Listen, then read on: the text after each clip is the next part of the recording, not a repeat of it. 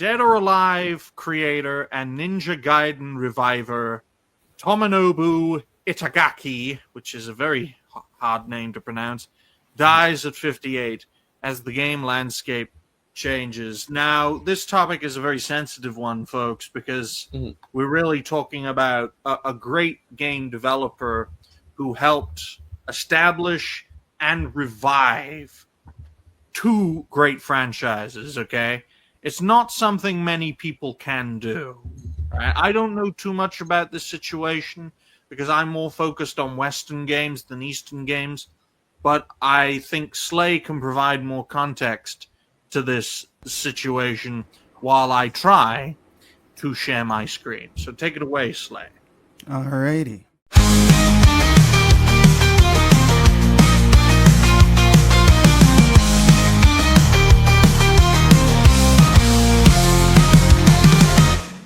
So, Tomonobu Itagaki. We talked about this, Slay. His name, if you can't pronounce his name, just call him Hiroshima Nagasaki. Hiroshima Nagasaki is a name I wasn't familiar with until his recent death, but I damn sure have been familiar with his work for decades now. Mm-hmm. He started his career in the gaming industry in 1992, working for Tecmo on classic games like Tecmo Super Bowl, which I still own my original Sega Genesis copy of, by the way. Before launching his own development team known as Team Ninja in 1995. In his early years, Itagaki was mentored by another hard name to pronounce, Yoshiaki Inoasi, the creator of Ninja Gaiden. Well, sorry to interrupt you, Slay, but folks, if you're struggling to come up with a good name for a password for your computer, just use the Japanese names. Yeah. That's a good idea. Go ahead. Okay, Slay. who told you this? I do this. I did. I told myself this, but go ahead, Slay. So he was mentored by the creator of Ninja Gaiden, which is a direct inspiration for his first breakout game and subsequent series, Dead or Alive. Among a slew of 3D fighters during this era, such as Virtua Fighter and Tekken, Dead or Alive always stood out for its sexy and scantily clad female fighters, most notably with the release of Extreme Beach Volleyball Series. Yes, sir. Which is seriously overdue for a reboot, or at least a re-release ASAP. You're such goodness. In 2004, Itagaki rebooted his mentor series, bringing a new edge to the classic series for a new generation. But even with a resume of classics spanning every console generation since the 16-bit era, he seems to be an unsung hero in the gaming world in comparison to creators like the ones of Street Fighter or Mortal Kombat. Mm-hmm. Okay, guys. Before we continue and get panel perspective, Slay, which AI thing did you use to get that information? Yeah, it sounded like a hostage read. Don't worry, we won't touch you. I write all my own stuff. I just have very shitty handwriting. Liar. Chat GPT. But no, in all seriousness, folks, this is a tragedy. Just as Ninja Gaiden 4 is due for early release on the Xbox Series as part of Xbox's drive to get more great games on their dying platform. The guy who helped revive Ninja Gaiden passes away. And you know what's going to happen, folks. Mm-hmm. When someone who breathes new life into something fades away, those who come in after usually, not always, but usually mess it up. And a great example is when Bungie stepped away from Halo and Xbox assumed direct control. It didn't really end well for Halo. So what we're going to do, we're going to shake up the panel here, folks, so we can order people. And guess how we're going to order people? By their perspective. We're going to have Yes, Okay. I know. I know. The drunks go in the corner. But Jesus Christ! Why am? no, it's Jesus Hitler Christ, Roder, but not Roder. It's the Roadkill. Austrian. It's the Austrian painter. Exactly. See, look, Lilith isn't dangerous at all, folks. But we're going to get panel perspectives on this whole situation because this right here, what you're seeing, is the legacy of Tomonobu Itagaki, also known as Hiroshima Nagasaki, because it's easier to pronounce. Noise. What do you make of the passing of Tomonobu and his legacy as a games developer?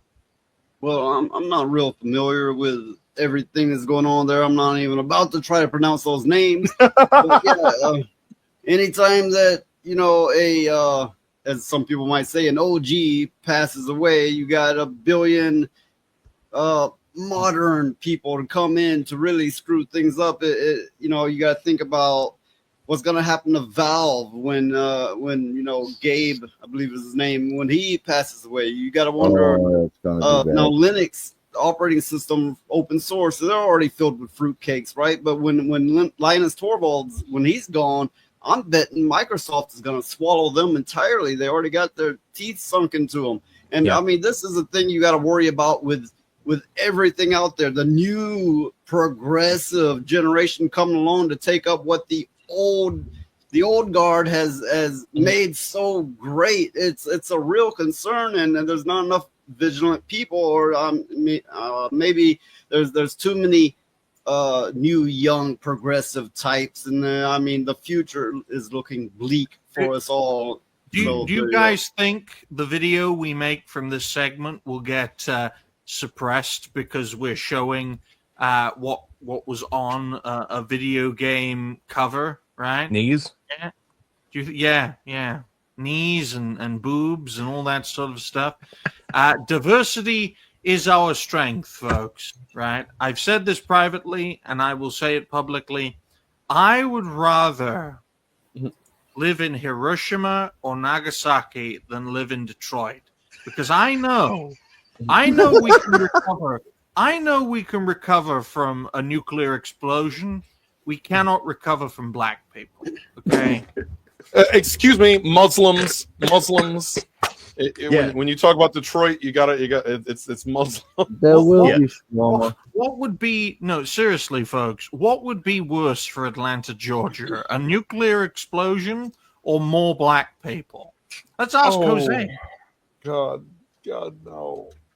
You have to just drop the nuke on me and get it over with. There we go. Because look at Hiroshima and Nagasaki today, folks. They're peaceful, they're prosperous, and living proof that we can recover from a nuclear explosion. Okay? And the impact of Tomonobu, I think, is equal to that of a nuclear explosion, because he had such an impact in the gaming landscape in the East that it redefined a whole new generation of Eastern-based gaming, right? It's not easy to take something your mentor started and carry it on, all right? And now we're going to get Noise's side piece on this topic, because that's the only reason you're number 2 on panel perspective, right? This would be the actual panel, right? If what's her name? If Elijah wasn't fucking the guy in charge, okay? This is what it would be. Okay, we're nearly there, folks. Oh, is it Lilith or no? We'll keep it like that. Okay, this is what it would be like if Elijah wasn't fucking the guy who hosts the show. You're the Triple H of the network, Elijah. Elijah's gonna find you, Digny. He's gonna find you. Okay, Elijah. Noise's facial expressions during that says it all. What do you make of this? You look at the order of the panel. I can assure you, I am not fucking Digny. Okay, guys, what does Elijah think of this topic? First off, Actually, I doubt anybody's fucking Digny ever. I mean, but Answer the question, Elijah, or I'll get Lilith on you. Well, Oh. No